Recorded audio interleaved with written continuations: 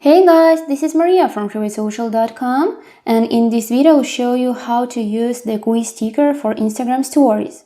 Instagram has added interactive quiz sticker into stories that allows users to share multiple choice questions with their followers and track the results. Follow these steps and you'll figure out how you can use it. Go to Instagram Home tab, swipe right or click on the Your Story icon at the top of your screen.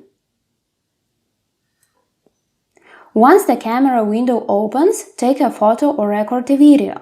Also, you can tap the gallery icon and upload a visual from your camera roll.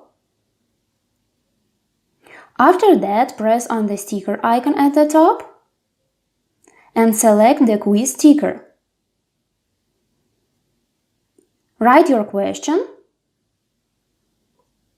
and answers.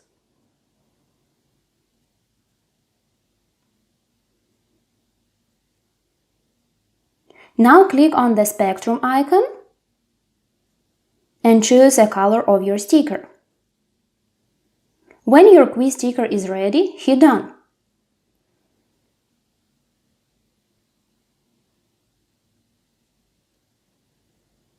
What is more, you can make a story with a quiz sticker through Instagram Create mode.